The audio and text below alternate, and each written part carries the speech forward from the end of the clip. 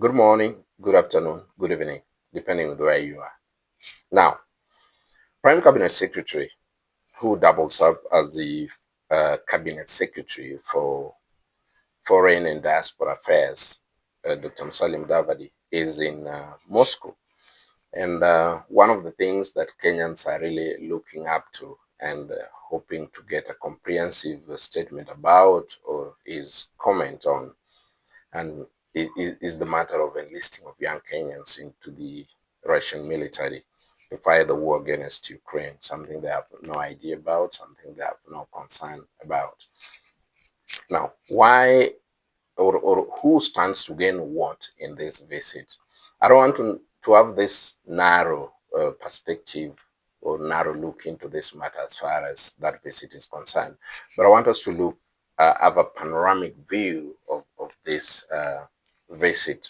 Number one, we all know that Kenyan main agricultural export is tea and coffee. And since the war in Sudan and now the war in Iran, in the Middle East, Kenya has substantially lost a fair share of its market.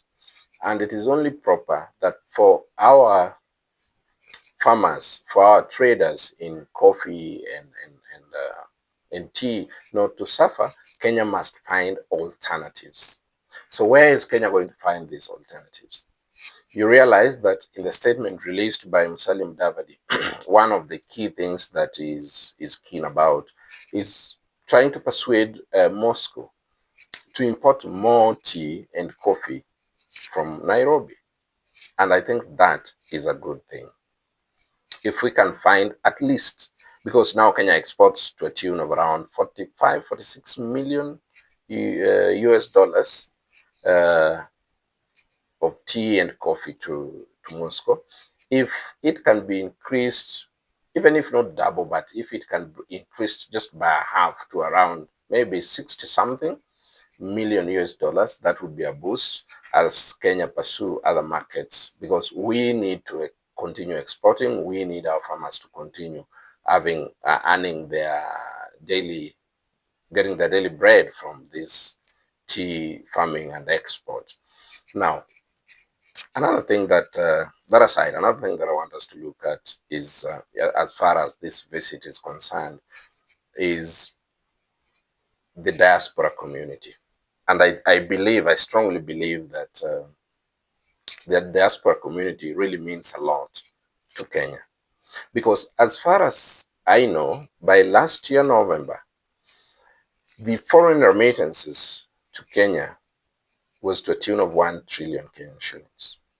So you know basically what that means. We have quite a number of quite a number of Kenyans in the Middle East, in Europe, in Asia, in America, South America, and the rest. So that remittance need not to stop because remember, just imagine injecting 1 trillion annually into the Kenyan economy. That is huge. And by the fact that this can be interfered with in terms of people being enlisted into what they have no idea about is a threat. And some of these people are being enlisted.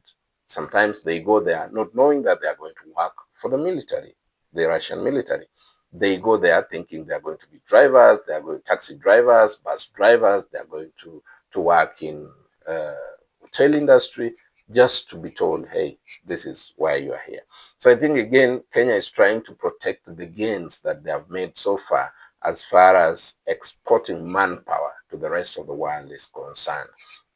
And it is a good thing that Kenya must do. Again, third thing now, Russia is keen on expanding its influence, or rather influence within the region.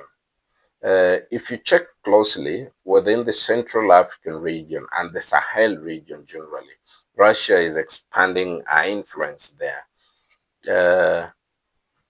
But our influence in the eastern part of Africa, majorly the Horn of Africa, the Great Lakes, is very minimal, very negligible. So they want to find a foothold within the Great Lakes region or within the eastern part of this continent. How are they going to do it? They must find a gateway. They must find an entry point. Is Kenya going to be an entry point for Russia? I don't know. But I think that that is one thing that Russia is keen about.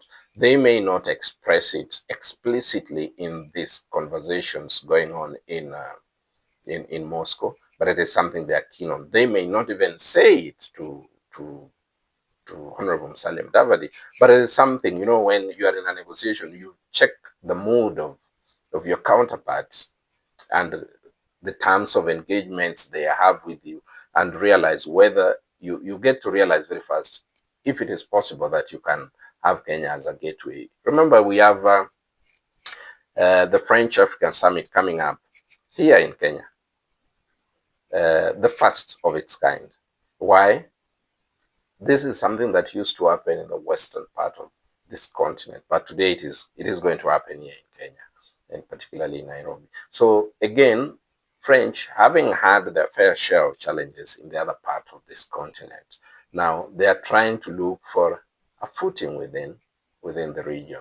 Some people have had their comment about this, and they think, no, this is not the right thing for us to do as a country. It is not in our best interest.